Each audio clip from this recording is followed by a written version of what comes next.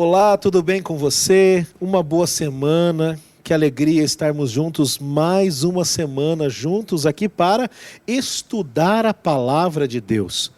Você que tem nos acompanhado já há 2 semanas, essa é a 3ª semana desta nova temporada da lição da Escola Sabatina ou do nosso guia de estudos.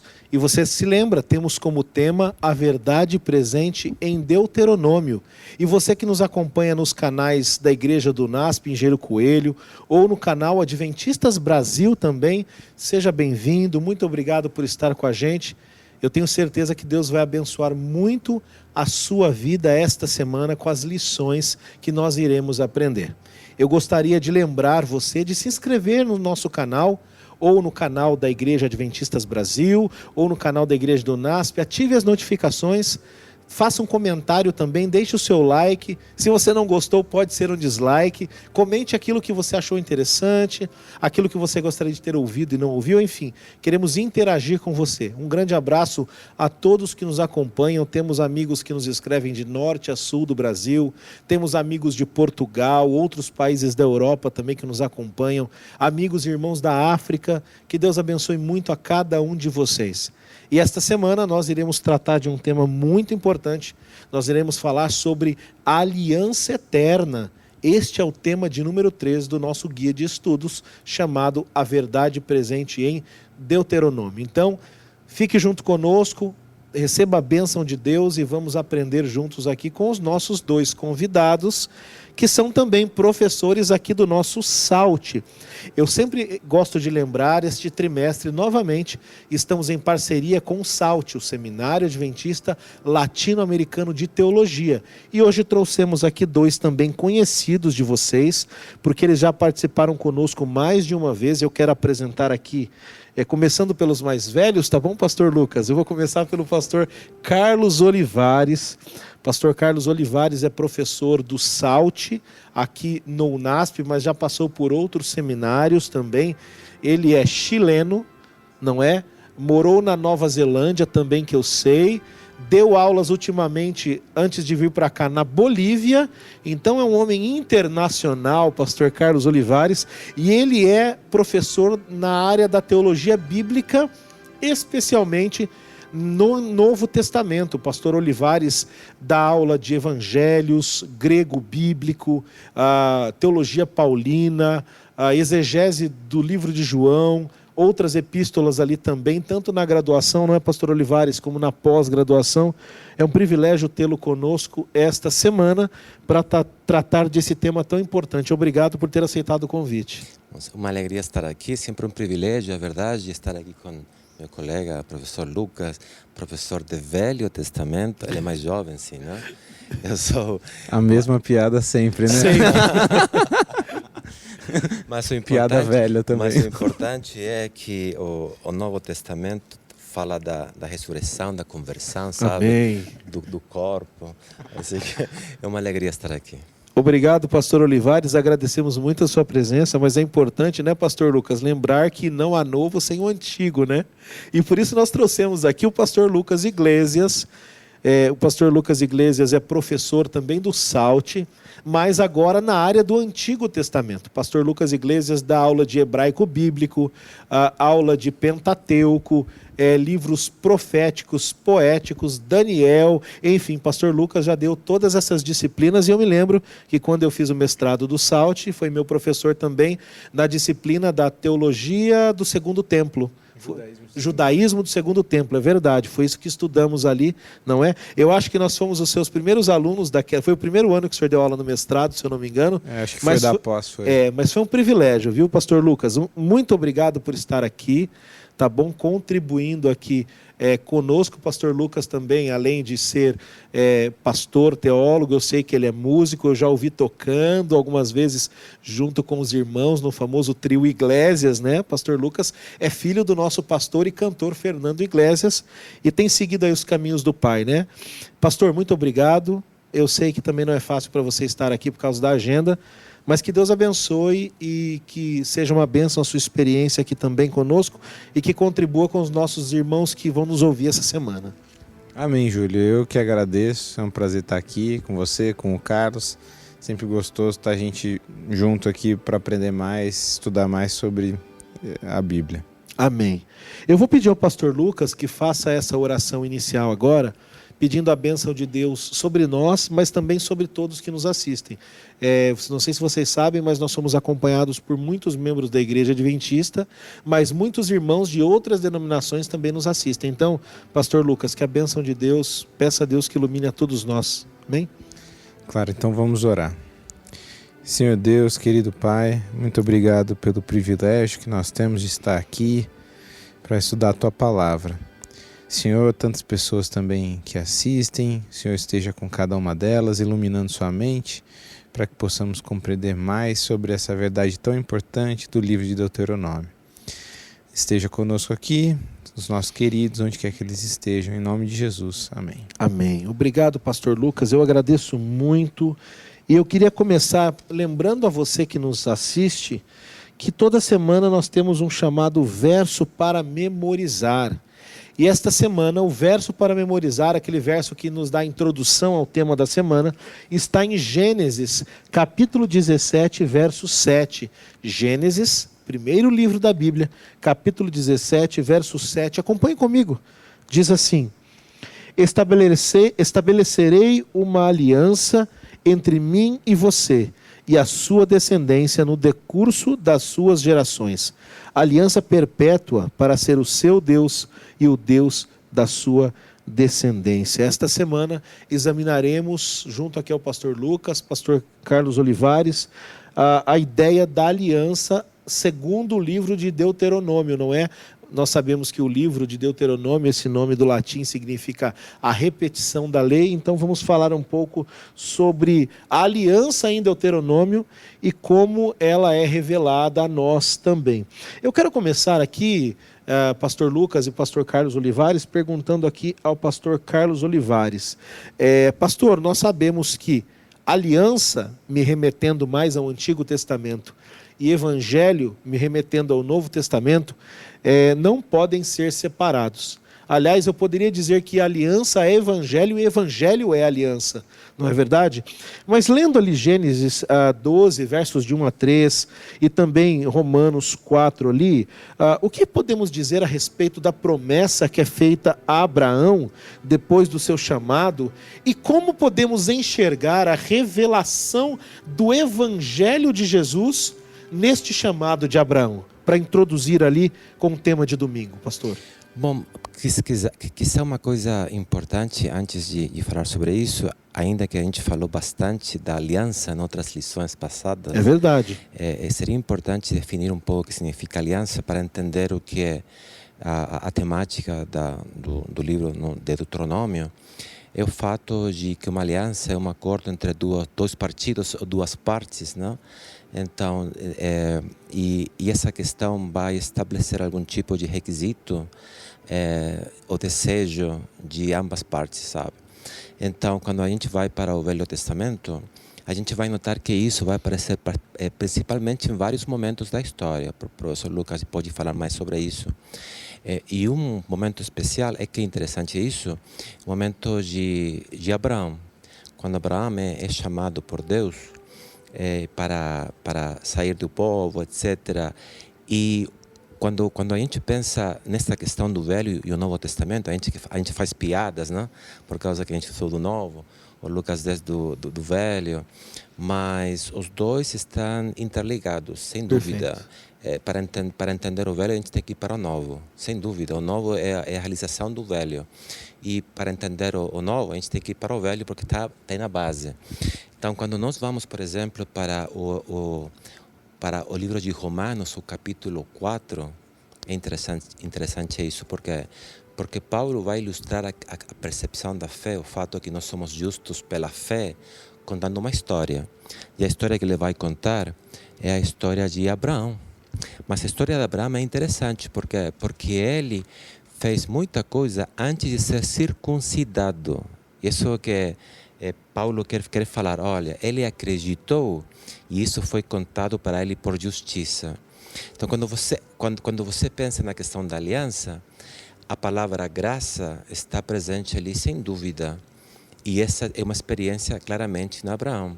Então quer dizer que quando a gente vai para o novo, é a consumação, mas ainda é a continuação dessa aliança. Não é que tem diferentes tipos de aliança. É uma aliança, certo, que vai se renovando constantemente até chegar até Jesus Cristo.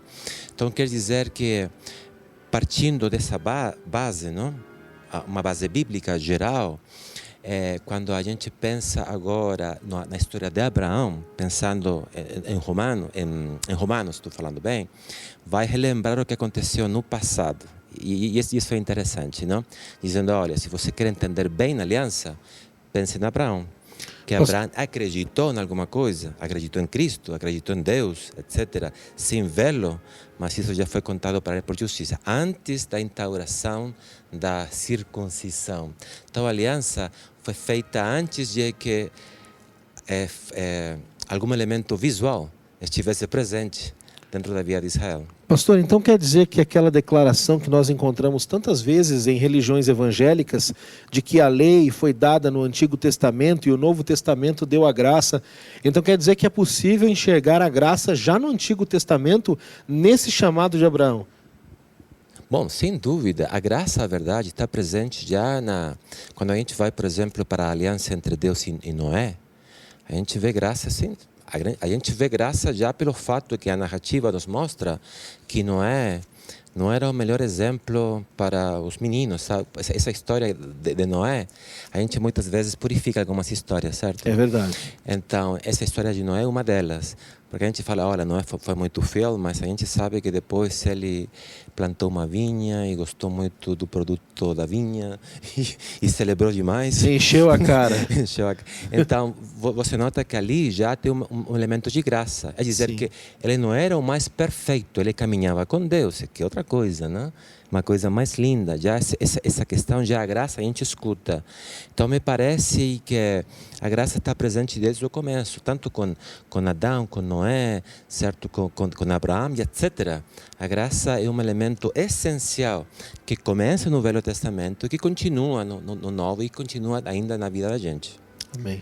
Júlio, só comentando também, eu acho que até assim a gente pode dizer que a graça é um elemento assim, essencial do caráter de Deus. Perfeito. Porque se a gente for ver, né, o fato dele se relacionar, porque aliança é relacionamento, né? A ideia até da palavra, né, de berit no hebraico, que vem possivelmente do acadiano biritu, que é acorrentar, ligar, né? Essa relação íntima de conexão, ela não faz sentido quando a gente olha para qualquer outro Deus de qualquer outra religião próximo de Israel, né? Os deuses são apáticos, são distantes, etc. Então, o simples fato de Deus se propor a fazer uma aliança, né?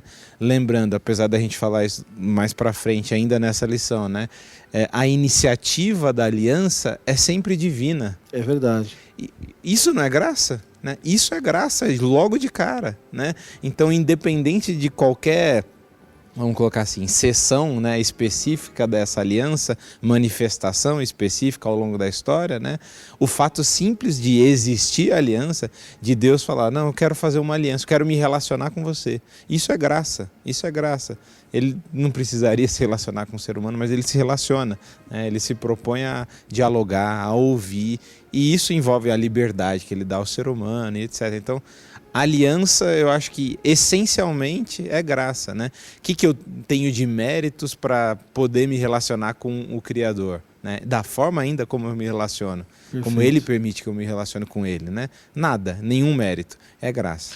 E você falando, pastor Lucas, eu acho interessante, você citou os deuses ali das religiões próximas a Israel. Se pudéssemos falar de um modo mais pedagógico, diríamos que o Deus de Israel era proativo, enquanto os outros deuses eram reativos, né? É interessante isso. E também temos a questão, você falou e me veio algo à mente, a aliança parte exatamente daquele que não precisava dela. Isso é muito forte. Aquele que não precisa dela é quem toma a iniciativa de iniciar esse processo, né?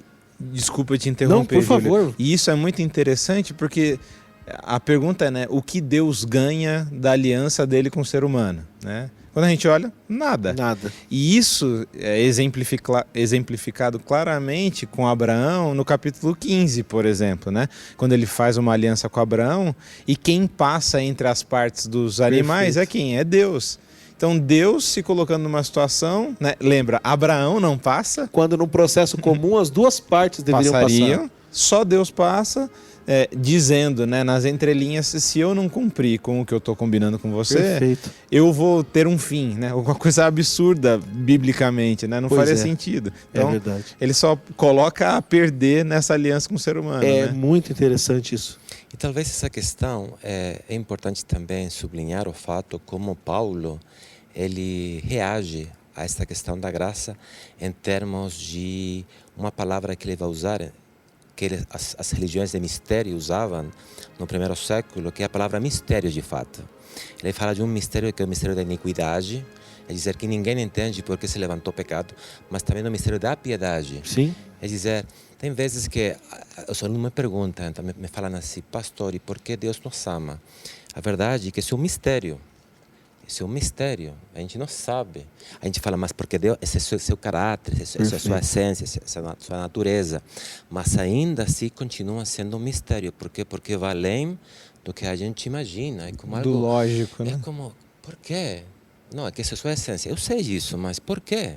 Então, é uma questão que para Paulo vai dizer, olha, essa é uma revelação que se deu na cruz, mas o que a gente sabe em termos teológicos é mais uma manifestação do amor que explicar completamente o amor. Os teólogos sistemáticos falam que Deus ama porque ele decide, não? Porque tem vontade.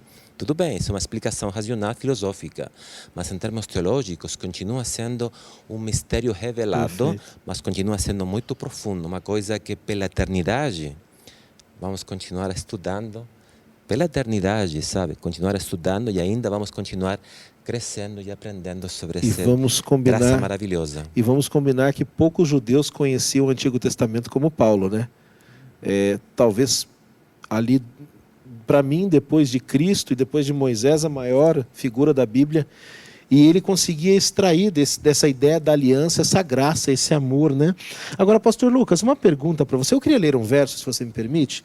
Deuteronômio, capítulo 9, verso 5, diz assim: não é por causa da justiça de vocês, nem por causa da retidão do seu coração que vocês entrarão para possuir a terra dessas nações.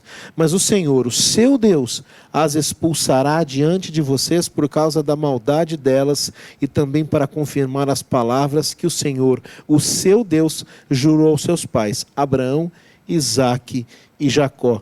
Como ler esses versos? Como enxergar a realidade, a essência da aliança nessa declaração de Deuteronômio 9:5?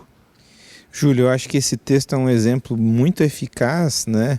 E sábio do paralelo da aliança, se a gente fosse separar, né, com Abraão e a aliança com Israel, né? Ou a aliança do Sinai. Porque a dinâmica de escolha é a mesma, que é o quê? Abraão, eu escolho você. Normalmente para a gente, né, na nossa mentalidade, o eleito é aquele diferenciado. Perfeito. O eleito é aquele que é o mais conhecido, o mais capaz e etc. O texto bíblico não fala do motivo, fala eu escolho você. Só que ao longo da explicação, voltando lá para o capítulo 12 de Gênesis, fica claro por quê, né? É assim, Abraão, é você e não o outro, porque é você por causa do outro. Então é assim, eu escolho você não por causa de você, eu escolho você por causa do outro. E essa dinâmica é a mesma para Israel, né? Porque, obviamente, né, o povo vai nascendo e vai surgindo a partir de Abraão.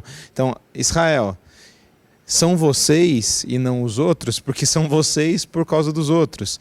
Não tem mérito em vocês. Vocês não têm nada de especial. Né? E isso é muito interessante porque, na verdade, o Carlos até tinha comentado de Noé, e ele falou, né, a gente tenta enfeitar a história de Noé, porque a gente lê que Noé era íntegro e justo, mas na sequência, quando vai falar que ele andava com Deus, lá no hebraico, o jeito que está escrito é completamente da outra frase que aparece na Bíblia, única, para falar que alguém andava com Deus, que é de Enoque. Né? Na de Noé, a ênfase aparece em Deus. Né? Então, no hebraico, a gente tem uma ordem sintática de verbo, sujeito e objeto. Exatamente. Né? É um padrão. E quando muda essa ordem, normalmente realmente algo deve ser destacado, chama atenção, né? Não é que nem para a gente, né? Fulano, vou fazer tal coisa, daí eu mudo a ordem. Em português não necessariamente a ênfase muda, mas no texto em hebraico sim, e a ênfase aparece no objeto que é Deus, né? Então, com Deus andava Noé. E aqui, de novo, em relação a Israel, não é por mérito de Israel, né?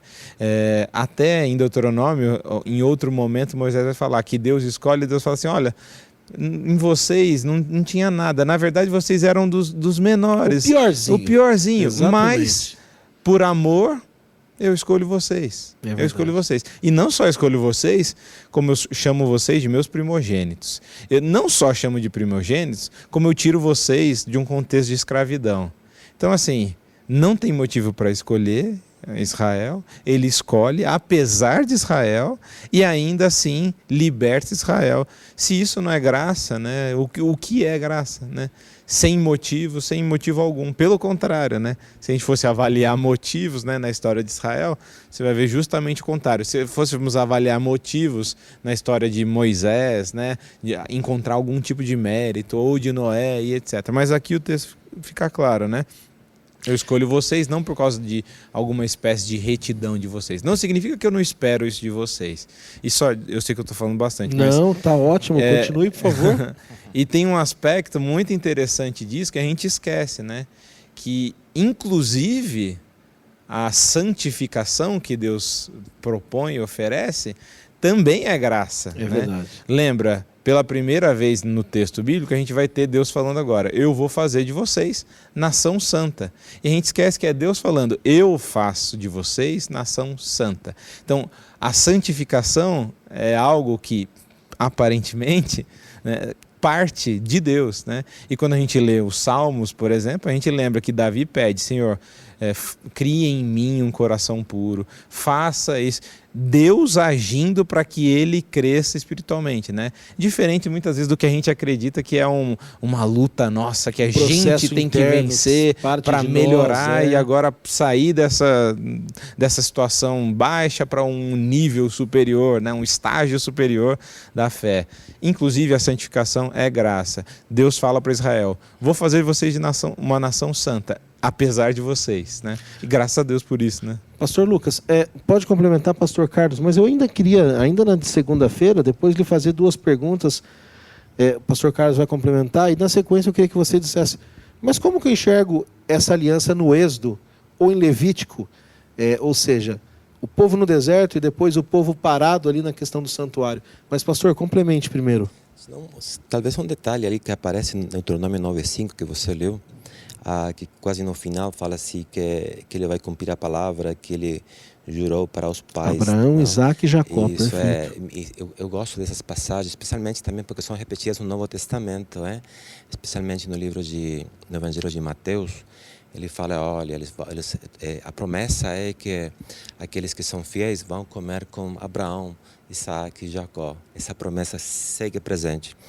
Eu gosto de sempre lembrar essa questão porque Deus tem boa memória, sabe? A gente tem má memória. Amém, que Deus tem boa memória, né? Mas na questão da graça, a gente tem que pensar nisso. A gente pode esquecer a Deus, mas nunca Deus vai esquecer da gente. É verdade, pastor. Esquece, a gente pode esquecer, sabe, não caminhar com Ele, como o pastor Lucas estava falando, mas Deus sempre quer que essa relação continue presente. Então, é como falar assim, olha, não é só você, eu fiz um acordo com sua família no passado. Não estou esquecendo disso, não. A gente tem que continuar com esse relacionamento. Então é lindo pensar que... É lindo e um desafio também, né? Pensar que a gente não é o centro do universo, a gente não é ninguém. E que já tem outros que já caminharam e que a gente tem que continuar caminhando. É verdade. E queria complementar isso também com o que o pastor Lucas estava falando, o fato certo do caminhar continua também presente no Novo Testamento. Tanto assim que no grego tem uma palavra que é paripateu, não? Paripateu, que significa caminhar. É o caminho, a verdade, não? É o caminho. E que pode significar várias coisas. Caminhar, literalmente, mas também se comportar. Comportar, que vem da Septuaginta, que é uma herência não só da Bíblia hebraica, é uma herança da filosofia grega, porque os peripatéticos, não? Peripatéticos, Que eram os sim. filósofos que estavam com outro. Então, eu falo para meus estudantes muitas vezes isso, olha, aquele que caminhava com outro era para ser discípulo, de aprender dele. Então, neste caso, é aprender de Deus, da santidade de Deus, aprender a ser santo como Ele. Ele é o grande mestre, não é uma pessoa assim como eu, não um pecador, senão que Ele é o grande mestre. Então me parece que essa aliança, sublinhando o que o pastor Lucas estava falando, não é uma questão só de graça barata, é graça com responsabilidade, porque a gente caminha aprendendo do grande mestre, e esse grande mestre é santo. E não é à toa que o povo de Deus era conhecido como o povo do caminho, não é, pastor? O povo do caminho. Pastor Lucas, pode complementar, mas se o senhor puder também já responder, lendo o Êxodo, lendo o Levítico, como que a gente enxerga também esses elementos da aliança? Fazendo um paralelo com o que a gente estava conversando, né, e para responder essa pergunta, fica claro através do Êxodo que a dinâmica, ou diríamos assim, a ordem, né, de ação divina, né, a ordem no sentido de sequência, eu liberto vocês, né, Deus liberta, e agora depois, tendo libertado, ele propõe, né, um acordo. E um parênteses aqui, né, é muito interessante, né, como a gente vê uma tendência contrária muitas vezes no próprio texto bíblico, né? Então, por exemplo, Nabucodonosor, ele utiliza uma retórica de medo no episódio da fornalha, onde a dinâmica não é eu te salvo, eu te dou vida e depois a gente conversa sobre obediência. É assim, se você não me obedece, eu tiro você a sua morre. vida. Exatamente. Então, obedecer é uma condição para você viver.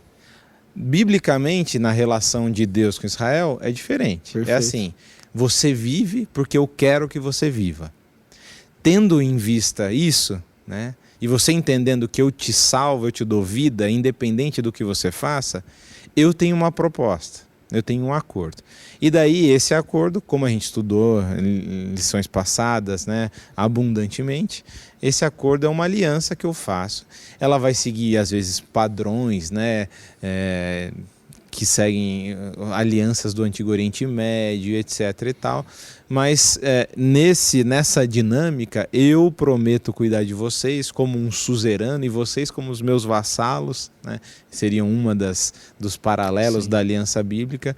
Vocês façam isso, isso, isso. E o povo, depois, né, em Êxodo, relata essa libertação. Em Levítico, várias dessas estipulações da aliança, o povo responde para Deus, né? Na verdade, em Êxodo, a gente tem essa resposta logo depois do Sinai, o povo respondendo. Tudo que o Senhor falou, nós faremos e obedeceremos. Então, está estabelecida essa aliança. Lembrando, o ato de promover vida, né, de prover vida, é anterior à estipulação de qualquer tipo de lei e etc. relacionado à obediência, né? Mas a gente tem, obviamente, como o Carlos estava falando, né, essa aliança não é simplesmente, libertei vocês e agora é isso, né? E é interessante que em Levítico a gente encontra aquela ideia, sejam santos porque eu sou santo, né? A ideia de Deus, a ideia ali para o povo é que o povo fosse tão santo quanto Deus, isso é muito claro. E esse nível é mais elevado ainda na vida dos sacerdotes, né? Interessante demais. Eu até recomendo, minha área de pesquisa, que você que está em casa leia mais Levítico, né? A gente lê muito pouco o livro de Levítico. A gente pula no ano bíblico, né? Muita lei. lei. Eu costumo dizer, um livro que é baseado em rituais, que tem sêmen, sangue, muita gente pula, mas quanta riqueza há no livro de Levítico. Eu sou apaixonado por Levítico. Agora, pastor Lucas, uma outra pergunta, e depois eu volto para o pastor Carlos. Aqui na lição de terça-feira vem nos apresentando algo interessante. O livro de Deuteronômio, ele também é conhecido como o livro da aliança, não é? Até na semana passada nós falamos lá do reinado, aliás, na semana passada não, na semana retrasada, na abertura, nós falamos da história de Josias, rei ali entre 640 e 609, que Uquias encontra o livro e aquele livro leva o povo, o rei e o povo a se entregar a Deus. E esse livro era o livro de Deuteronômio. A gente sabe que esse conceito de Berit, aliança, ele está descrito por todo o Antigo Testamento e no Novo Testamento também. Mas por quê? E talvez ali, o senhor fique à vontade para ler, se desejar algum verso, Deuteronômio 5, né, de 1 a 21. O que acontece no livro de Deuteronômio a ponto dele ser conhecido como o livro da aliança? Eu acho que, como já foi mencionado, né, em lições anteriores, esse livro é constituído de uma série de discursos que Moisés faz, né? E esses discursos envolvem, acima de tudo, né, como o próprio nome do livro, né, no capítulo 16, 17, isso vai ser repetido, né, o Mishnei Torá, né, a repetição da Torá. O livro essencialmente trata de repetições, né, de, vamos colocar assim, recordações. O povo está prestes a entrar na Terra Prometida, do que tinha sido o acordo que não tinha sido cumprido. Lembra o episódio de Cades Barneia, e agora vocês vão vaguear pelo deserto durante um período e chega próximo a entrar na Terra, eu vou lembrar vocês. Por quê? Porque essas leis que estão aqui nesse livro são essenciais para a dinâmica de vida, para o estabelecimento da nação que vocês vão criar agora na sequência. Então, o livro de Deuteronômio, né, acima de tudo, está tratando dessas leis, né? Ele é uma repetição dessas leis. Então, por isso eu acho que acima de tudo. E é interessante esse episódio de 2 Reis, né, porque mostra bastante assim a postura diante desse livro das leis, né? Então, esse livro deveria ser um livro, como o próprio livro de Deuteronômio fala, que o rei deveria ler, deveria copiar o livro anualmente. E além disso, né, o povo todo baseia a postura a partir desse livro. Esse episódio de 2 Reis, ele tem um paralelo bem interessante em Jeremias, né? Não sei se foi mencionado aqui. Não. Jeremias não. No capítulo 36, né, Deus pede para que Jeremias escreva um rolo. E o rolo que ele escreve lá, até recomendo que seja lido, quem quiser ler, né, depois. Ele contém vários elementos de repetição da lei, especificamente de Deuteronômio. É levado esse rolo para o rei Jeoaquim. E o rei Jeoaquim, diz o texto, está na casa de inverno dele.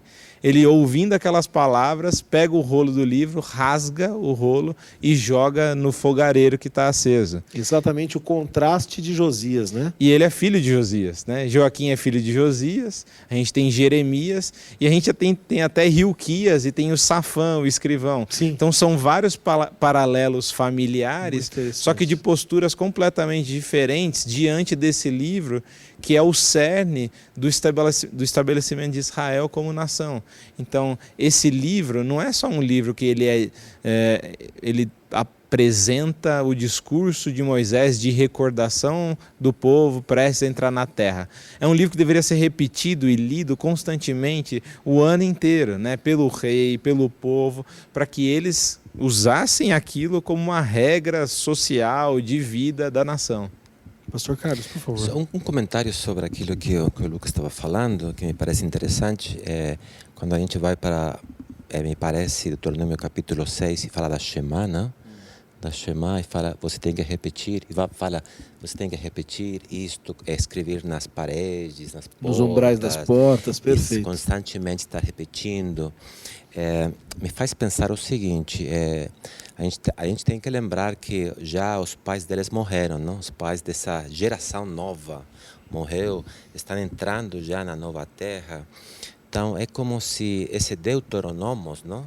Segunda lei, não? Deuteronômio, essa segunda lei, estivesse presente como um lembrete particular para que não esqueçam daquilo que foi feito no passado, e que aquilo que pode ser feito no presente e que vai ser feito no futuro, sabe? Então a lei nos lembra essas questões. O Deuteronômio nos lembra que o passado foi bom e foi ruim, o presente pode ser bom e pode ser ruim, e também no futuro, do mesmo jeito. Tanto assim que no final do livro tem essas questões que são as bênçãos e as maldições. Então me parece que é um livro muito, uma verdade presente. Uma verdade presente, é dizer, olha, em todo momento a gente tem que relembrar que a gente está, Cristo está às portas, sabe? Ele está voltando, mas é bom relembrar essas questões, o passado, o presente e o futuro, e o Deuteronômio serve para isso, que é um lembrete que a verdade presente tem que ser lembrada. Presente. Isso que o Carlos comentou agora, eu acho uma das coisas mais importantes, eu acho, do nosso estudo de Deuteronômio, né? quando a gente estuda a dinâmica, né, de salvação, de ação de Deus em relação a Israel desde o Egito, a gente vê como isso tem um espelho no Novo Testamento, né, em relação à vida cristã, né? Então tem a Páscoa, tem a peregrinação e tem a posse da terra, né? Tem aliança nesse meio e tal. E então, se a gente pensasse na nossa história, né, como fiéis a Deus, né, a gente estaria próximo, né, tendo feito essa aliança com Deus, a receber a terra, né? E daí o livro de Deuteronômio vai fazer muito mais sentido, porque ele não é só um discurso para Israel, prestes a entrar na terra, mas é para mim, prestes a entrar na terra, na nova terra, né? Perfeito. E daí esse livro, e eu acho que isso é uma questão bem também interessante desses capítulos específicos, do 5 e do 6 ali, da sua pergunta, que eles vão trazer toda hora, né, a linguagem, que é uma linguagem que acaba sendo perfeita para nós, né? Ele fala assim, ó, a gente fez aliança, mas hoje essa aliança é feita com vocês também. É verdade. Aconteceu isso, mas hoje vocês têm que relembrar isso e tal.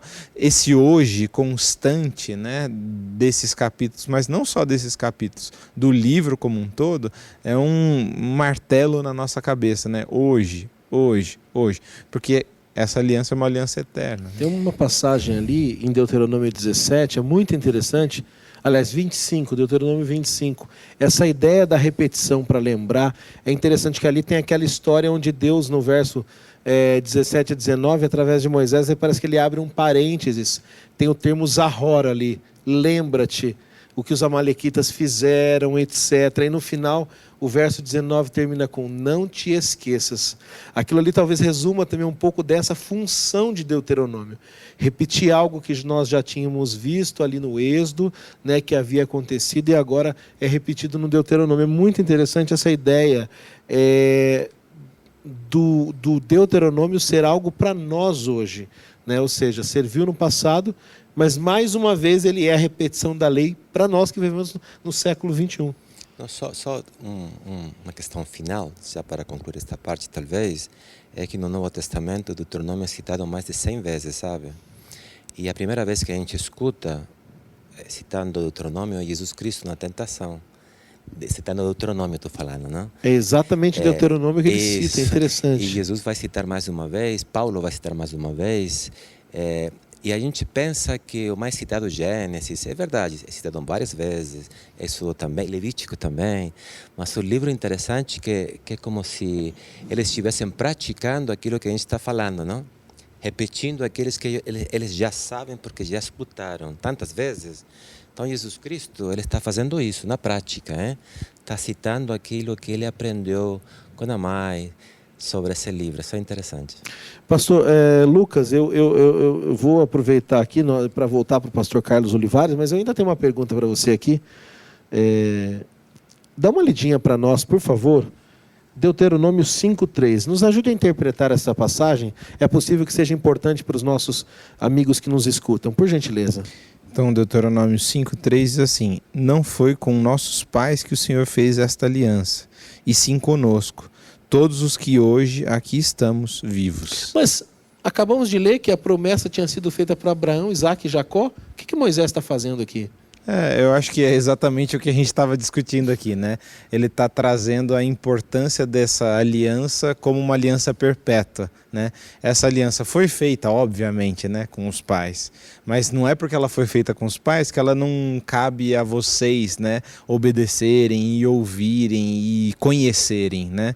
Isso ele faz recorrentemente, né, ao longo do Pentateuco todo, né? E amanhã servirá aos nossos filhos. Com certeza. Aos filhos deles. Lembra no episódio da Páscoa, é a mesma coisa, né? Por que a gente tem que fazer isso? Ó, vocês vão fazer isso porque depois lá na frente os filhos de vocês vão perguntar, olha isso daqui, qual é o significado disso? E assim por diante, né? E esse capítulo, inclusive, tem um paralelo bem forte. A lição acho que chega mais para frente a comentar sobre esse texto, mas não dessa sessão específica, mas o capítulo 26, né? A lição fala dos versículos 16 a 19, mas o 26 tem uma grande sessão da festa das primícias. E na festa das primícias há uma frase bem marcante, porque aquela pessoa que trazia as primícias da sua colheita chegava e falava assim: hoje eu trago isso daqui como aliança que eu faço hoje. Espera aí, mas a aliança não foi feita anteriormente, né, com o povo, com os antepassados? Claro que foi. Mas ao dizer aquilo, ele está de novo recapitulando, trazendo a aliança para um contexto atual. Como o pastor Lucas falou de Deuteronômio 26, eu vou aqui então passar para o pastor Carlos Olivares agora. A lição de quarta-feira vem falando do povo especial de Deus. E pastor, vem falando exatamente ali sobre Deuteronômio 26, 16 a 19. Aquele relato ali, eu pergunto, ali fala da questão do povo, né? Fica à vontade para ler o verso, alguns versos. Mas o que tem a ver assim, a forma como o povo deveria ser ou se portar, ou seja, a postura do povo com a aliança que Deus havia feito? Havia alguma forma de Deus manifestar, ou do povo manifestar, aliás, estar aceitando e recebendo essa aliança pela forma com que eles viviam, eles lidavam com as coisas do dia a dia e com as coisas de Deus? Bom, primeiro, talvez é bom relembrar que eles estavam rodeados de povos diferentes, não? Sim. E os povos diferentes tinham costumes também que eram diferentes. Em que Perfeito. sentido eram diferentes? Eram diferentes no jeito que eles se comportavam em relação aos escravos, às mulheres e às crianças. O fato, por exemplo, e é bom relembrar isso, que os povos ao redor de Israel sacrificavam crianças para apaciguar, ou para Moloque, todo aquele contexto, né? os deuses deles. Deus não? Moloque. O fato certo que a escravidão era diferente, a escravidão em teoria, não? É só em teoria, porque em Israel a coisa foi um pouco diferente em termos práticos, mas em teoria Deus queria que não tivessem escravos, e se alguém se fazia escravo era por um tempo específico, depois tinha a libertação deles. A questão das mulheres também é a mesma coisa. Ellen White tem uma frase que ela diz que todo tipo de escravidão é invenção de Satanás, é interessante. Então, quando nós pensamos nisso, essa invenção de Satanás que você está falando era como se eles estivessem rodeados do diabo, entendeu? Tempo todo. Pensando nisso o tempo todo. Então, e Deus está falando, olha, vocês são... Tem uma palavra que se usa muito hoje, mas tem vezes que é entendida erradamente. Vocês são diferentes, não? Mas diferente em que sentido? Diferente em que? Por exemplo, quando a gente vai para o Novo Testamento, a gente vai notar que Jesus Cristo vai dizer, olha, eles não são do mundo, no Evangelho de João, eles não são do mundo, mas são parte do mundo. Então, diferente em que sentido? Diferente no sentido de não fazer nada, é dizer, vou lá e queimar minha televisão, vou fazer tudo aquilo que não posso fazer? Não. Não, mas tem a Novo Tempo, daí você não vê. Novo Tempo, verdade. Ou de ser exclusivista, só Isso. eu tenho a salvação, não é? Isso. Então, quando a gente pensa em termos de diferente, a gente pensa em termos de diferença em relação às práticas que eles fazem, a percepção de atitude que eles têm, como eles se comportam, aquilo eles adoram, não? Como ao começo o Lucas falou, os deuses pagãos da antiguidade eram mais humanos que divinos, sabe? Eles se casavam, tinham ciúmes. Então, mas este Deus verdadeiro é um Deus diferente. Então, seus filhos e filhas, Deus espera que eles também sejam diferentes no sentido de sejam especiais. Então, me parece que Deus o que quer mostrar para o mundo, e não sei se o Lucas vai concordar comigo, mas parece que o Velho Testamento o Evangelho está presente sem dúvida, no sentido de que Israel tinha a responsabilidade de pregar para outros, não só uma questão legal e centrada na lei, mas também uma questão do comportamento, do jeito como eles eram, do jeito como eles se comportavam. Então, o jeito que dentro do contexto do Deuteronômio, o comportamento é essencial, diferente, especial, porque para que o mundo note que vocês são meus. Qual é a diferença entre eu e o mundo? Não é que eu não vou usar roupa, não vou assistir televisão, é que meu comportamento vai ser diferente do jeito em que eu percebo minha relação com Deus. Se alguma coisa errada está na televisão, eu vou trocar de canal, mas não vou queimar a televisão, entendeu? E nesse sentido seria diferente. E é muito interessante, né, que grande parte dessas diferenças envolvem como você trata o outro, né? Então, por exemplo, o que diferencia Israel dos outros povos? Poxa, olha lá, Eles têm uma lei que chega num fim de um período, a pessoa que tinha uma dívida é perdoada da dívida. Então existe o cuidado com aquele que... Não é escravo, né? Exatamente, não é escravo. Tem um cuidado especial com aquele que não teve condições de pagar. Poxa, olha que sociedade, né? E eu acho que nesse aspecto que o Carlos está falando também, né? Como sociedade, né? Como uma nação, nas dinâmicas sociais deles, de cuidado e etc., como essa nação é diferente, né? E eu acho que essa é uma das principais questões do capítulo 4, por exemplo, quando eles chegam, os outros povos, e olham para Israel e falam assim, que nação é essa de gente sábia e inteligente? Primeira coisa. Por quê? Sabedoria em relação ao quê? Ao cuidado com o outro, a como viver em sociedade. E isso não tem só a ver com o aspecto social, é religião ao mesmo tempo, né?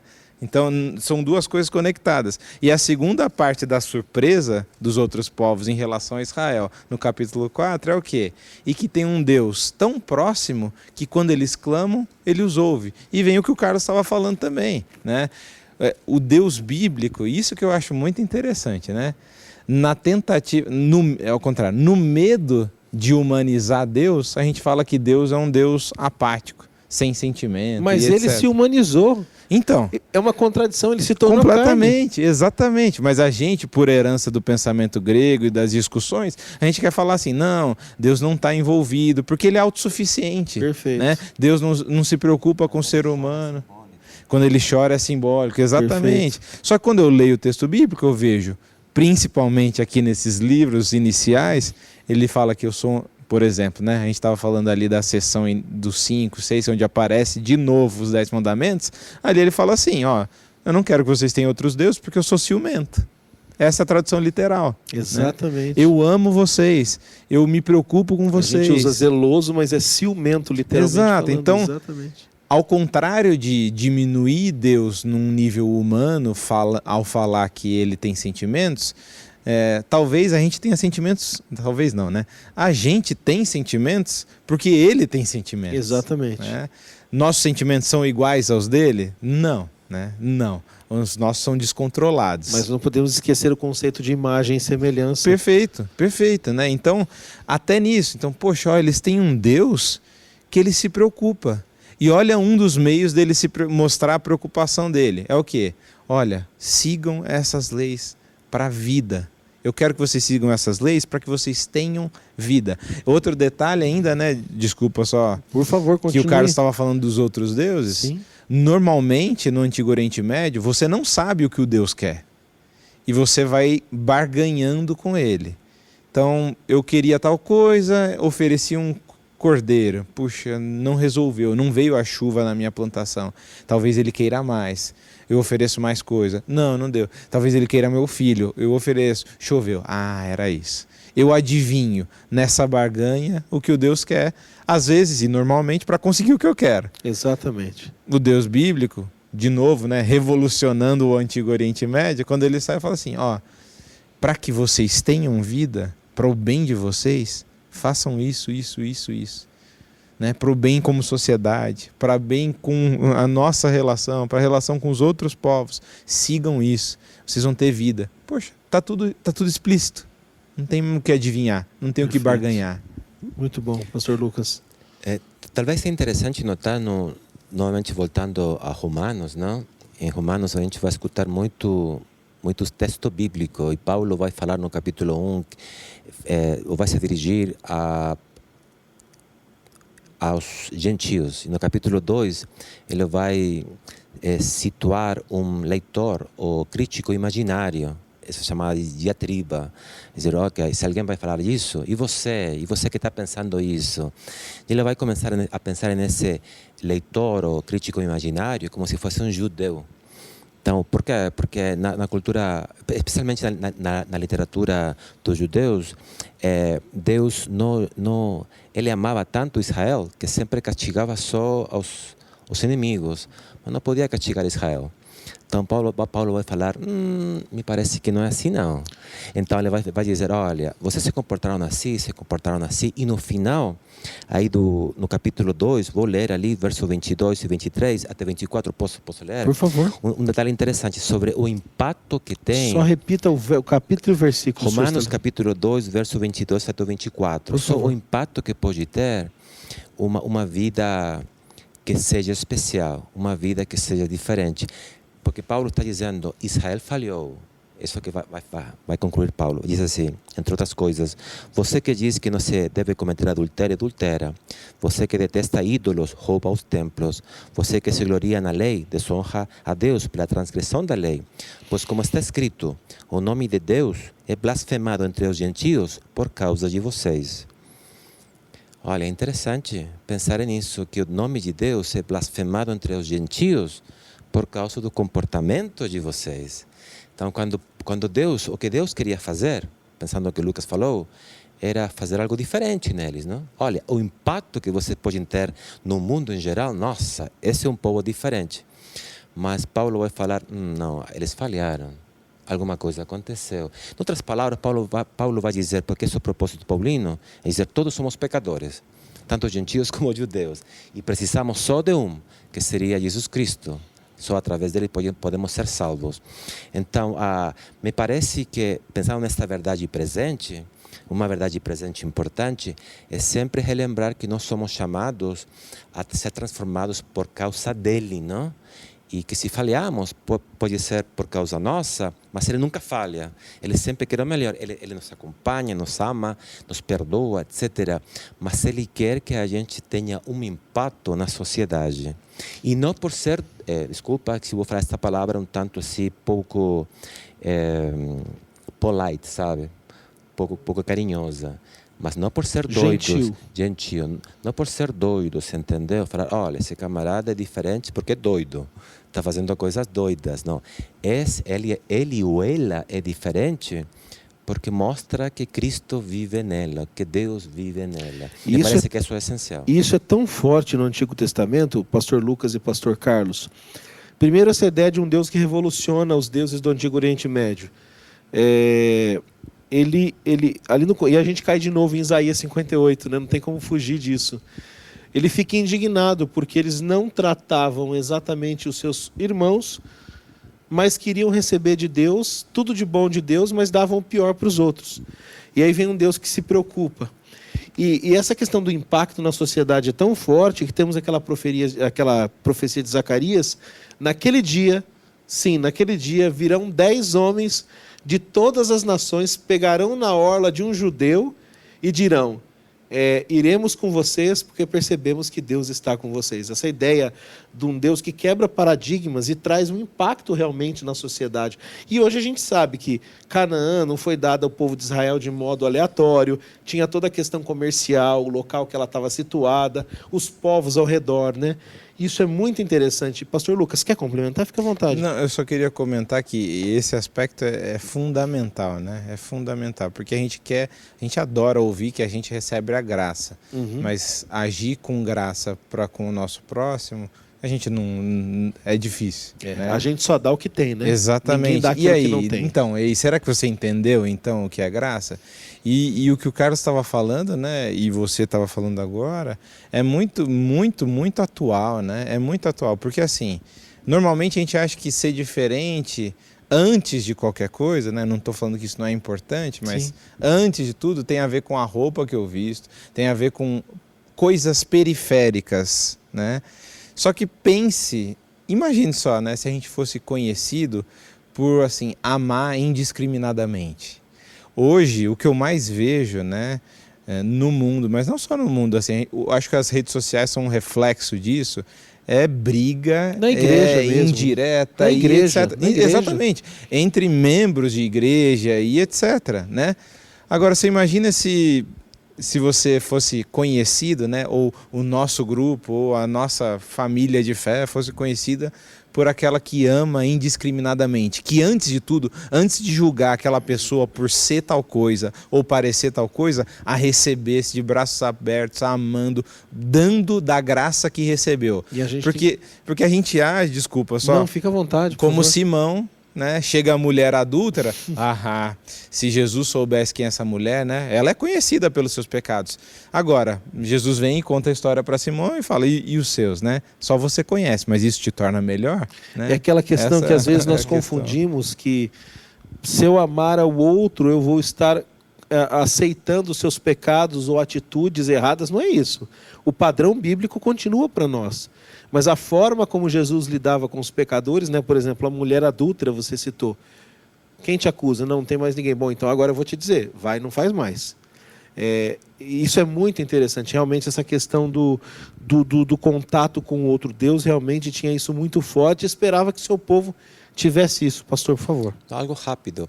Fiquei pensando naquilo que falou Lucas, que talvez a tendência nossa hoje, não? Nossa, eu estou me incluindo também, do cristianismo moderno ou pós-moderno, é o fato que a gente fica pensando mais na imagem que a gente gera. Então, é muito visual. E isso no Novo Testamento é chamado de hipocrisia, sabe? Ser um hipócrita é ser um ator tão bom que todo mundo fala, nossa, ele vai ganhar o Oscar, sabe? Porque tão bom, meu camarada, que você me convenceu. Mas tudo mentira. Estou aparentando só, porque tudo externo é só o envase, sabe? Não é o conteúdo. É quando você pega assim um iogurte e você fala, esse é bom, não? Por causa por fora, mas por dentro é ruim demais. Ruim demais. Esse não é o iogurte do NASF, o do NASF é muito bom. Pastor, é o que dizem por aí, se preocupe menos com a sua reputação e mais com o seu coração, não é verdade? Pastor Lucas, Pastor Olivares, estamos encerrando aqui, eu tenho mais uma pergunta para cada um, de modo mais curto, 5 minutinhos. Eu quero perguntar, Pastor Lucas, aqui a gente sabe hoje que a aliança que Deus que faz com o seu povo, e as pesquisas bíblicas vão nessa direção, tem muitos elementos de outras alianças. Você citou os suzeranos e os vassalos, etc. Eu pergunto, como que é essa questão de Deus trabalhar com o seu povo? Isso é visto no Apocalipse também, não é, pastor? Com elementos do contexto, elementos conhecidos do povo. Nos ajude a entender um pouco isso. Outras imagens que existiam na época, você que é um estudioso do Antigo Testamento, outras imagens que existiam que a gente, numa leitura mais profunda, pode dizer, opa, esse é um elemento aqui que não é novo, Deus está usando algo já conhecido. Eu acho isso fantástico, Júlio, porque eu acho que assim, o meio já demonstra graça, né? Como tem sido o tom da lição dessa semana, né? Então, o fato já simples dele utilizar um meio comum, seja através de um paralelo, de um tratado de aliança entre reinos, ou como a lição coloca os outros textos ali no final, né, onde aparecem, para traduzir a relação de Deus com Israel, metáforas associadas à relação familiar, né, e a relação familiar do contexto da época. Então, primeira coisa, isso já é graça, porque ele traduz na linguagem que o povo consegue entender. Né? O texto já traduz isso, né? Então esse é o primeiro aspecto. O segundo é muito interessante o fato de, porque normalmente a gente associa, né, pensa só do tratado, aliança e etc., mas esquece da dimensão do laço emocional, né? Do aspecto do aconchego dessa aliança. E tem um texto bem interessante, não do Pentateuco, mas dos profetas, que é Oséias 11, onde ele vai falar dessa aliança e ele usa justamente duas metáforas familiares que aparecem também em Jeremias e aparecem em Deuteronômio, que é o quê? A matrimonial, que aparece em Deuteronômio, e também a paternal, né? De pai e filho. E é curioso que Oséias, e por isso que eu escolhi esse exemplo, né, para falar e trazer para Deuteronômio, ele vai evocar duas leis bem duras de Deuteronômio, né? Que até vão existir várias discussões para tentar explicar isso, né? Relacionados a uma mulher adúltera, perfeito, a esposa adúltera, sim, e Deuteronômio, no capítulo 20, vai falar sobre o filho rebelde. Uhum. E a resposta para a ação dos dois, naquele contexto, e a gente não vai entrar nessa discussão agora, mas Não hoje. era apedrejamento. Perfeito. Só que daí chega Oséias e fala assim, Deus falando, né? E isso é lindo do texto, né? Chega um momento onde se espera, né, o apedrejamento. Que está tudo certo, faz parte da lei. Exatamente, é seguir a lei dessa mulher adúltera ou desse filho rebelde. Já havia sido avisado no passado, enfim. Perfeitamente. Deus fala, como eu poderia me esquecer de vocês, Efraim? Como eu poderia me esquecer de vocês? E ele ainda evoca Admá e Zeboim, que são duas cidades do contexto Sodoma e Gomorra. Sim. Então você espera que ele fale de destruição, de fim, mas daí ele fala de amor que vai além do que está escrito, né? Que vai além do que está escrito nessa lei relacionada ao ambiente familiar. Então o texto fala disso, e até mesmo dentro dessa imagem usada, Deus, ao falar sobre essa relação nos profetas, extrapola a própria lei em relação à graça. Então, para a graça, eu vou além do que está estipulado. E isso é tão forte na Bíblia, né, que há aquela passagem que diz que ainda que uma mãe se esqueça do filho, eu não me esqueço de vocês. Isso é muito profundo. Realmente, digamos, pastor Lucas, que para salvar, para alcançar, entenda bem o que eu vou dizer, você que nos escuta, Deus quebra a sua própria lei. Ele está acima dela, né? Porque não há lei que seja mais importante do que a lei máter. Deus é amor, não é verdade? Muito obrigado por trazer essas questões desses elementos. Pastor Olivares, me diga uma coisa. Hoje nós, israelitas modernos, digamos assim, né, e espirituais, a gente é muito bom em dizer que eles não cumpriram seu papel, né? Essa aliança, essa promessa de Zacarias, a gente sabe que ela não se cumpre, enfim. Como podemos cumprir o papel que talvez os nossos antepassados não cumpriram, sendo nós conhecedores dessa aliança? Bom, talvez pensar nisto, como quando a gente pensa que eles não cumpriram, a gente está generalizando, certo? Sim, claro, sem dúvida. Pensando assim em termos muito gerais, porque a gente nota Perfeito. que ainda assim no texto bíblico do Velho Testamento a gente tem pessoas fiéis, não? Pessoas fiéis que querem ser fiéis a Deus. 7.000 nos dias de Elias ainda, Perfeito. enfim. Então você sabe isso. Porém, quando nós ainda notamos essas pessoas, esse Elias, depois ele fugiu e ficou triste, queria ser morto por Deus. Então, é como se a gente tivesse uma montanha-russa, né? Você sobe, baixa, você sobe, baixa. Eles tiveram a mesma experiência. E eles falharam em algumas coisas. E a principal foi não reconhecer completamente o Messias como nação, certo? Mas ainda assim, os judeus eram todos discípulos de Jesus Cristo. E as pessoas que começaram na igreja eram judeus também. Então, por que eu estou falando disso? Porque a gente tem vezes que é muito injusta com os discípulos, com o Velho Testamento, porque a gente fala, olha, os discípulos falharam, foram torpes. É verdade, foram torpes tudo. Mas dentro dessa torpeza, dentro dessa estupidez, essa tolice, Deus perdoou eles e entra o elemento da graça. Então, o que eu quero dizer com tudo isto? É que nós somos como eles. Perfeito. A gente tola, a gente esquece, a gente tem uma memória ruim, a gente erra, a gente peca. Mas assim como Deus foi com os discípulos e foi com o povo de Israel, Deus também é conosco. Então, para nós ter essa vitória, a gente tem que, primeiro, nunca esquecer que nós somos pecadores. Primeira coisa. E nunca pensar que somos superiores a outros. A segunda questão é sempre lembrar que Deus é aquele que faz a obra, que ainda nós podemos fazer coisas boas por causa da misericórdia de Deus atuando em nós. Não é porque eu um dia decidi, olha, eu vou ser bonzinho hoje dia, não vou decidir ser bom. Não, a verdade é que a Bíblia vai falar, e Paulo vai dizer, não, você é pecador. O único jeito que você é santo é por causa da santidade de Jesus Cristo, porque ele imputou sua justiça e imparte sua justiça a cada dia. E o terceiro, me parece que é essencial, é que a gente tem que saber que nós somos transformados por contemplação também. Isso parece um pouco assim, New Age, assim, mas é uma realidade bíblica. O qual não significa que a gente tenha que estar assim, sei lá, orando 4 da manhã, ali no frio. Não estou dizendo isso. Estou falando que a gente tem que ser transformado conhecendo ao Deus que nos chama e nos transforma. Então, essa transformação é finalmente o que acontece com os casais, sabe? Por exemplo, vocês são casados, eu também. Tem vezes que a gente faz coisas que a esposa faz e a esposa tem atitudes que a gente tem, sabe? Se mistura. Com o filho também. O filho copia também, certo? Tem aspectos físicos. A gente vê esposos que são muito parecidos fisicamente com as esposas. Tem vezes que acontece isso acontece, isso, né? Acontece isso. E a mesma coisa acontece com essa contemplação divina, porque eu estou orando, estou contemplando a Deus, Sua majestade, Sua santidade, e isso é algo que acontece de um modo misterioso na vida da gente.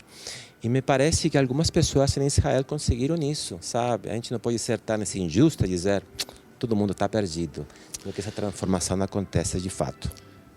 Deus trouxe a sua aliança a este mundo, a nossa história, para que eu e você fôssemos alcançados por ela. Nunca se esqueça disso. Eu e você hoje também somos chamados a fazer parte e aceitar. Pastor Olivares, Carlos Olivares, Pastor Lucas Iglesias, muito obrigado, que Deus abençoe o ministério de vocês, obrigado por terem aceitado o convite e que vocês continuem sendo, o que eu disse ao casal não, a dupla, desculpe Pastor Lucas. Pela contemplação, a gente está ficando vivo, parecido. Né? Tá tudo certo. Que vocês continuem sendo sal e luz para a igreja que vocês servem, para os membros e para os alunos de vocês. Pastor Olivares, encerre com uma oração neste momento, por favor. Vamos orar. Obrigado, Pai, pelo privilégio que nós tivemos de estudar Tua Palavra, de meditar nela, de ter o privilégio de ser transformados também por ela. Eu te peço para que o Senhor atue em nosso coração, que transforme nossas vidas e que sempre possamos relembrar esta verdade presente da mensagem do livro de Deuteronômio, para que saibamos que o Senhor está precisando de uma transformação no nosso coração. Amém. Para ter uma vida de santidade, para glorificar Teu nome. Obrigado, Pai, por tudo. Fica conosco, com os amigos e amigas que estão em casa. Obrigado, Pai. Em nome de Jesus oramos. Amém. Amém. E para você que esteve conosco até aqui, canal Igreja do NASP Engenheiro Coelho, canal Adventistas Brasil, nos vemos na próxima semana com mais um tema muito especial sobre esta lição, este guia de estudos chamado A Verdade Presente em Deuteronômio. Um grande abraço a você, a todos os seus amigos e familiares e até semana que vem.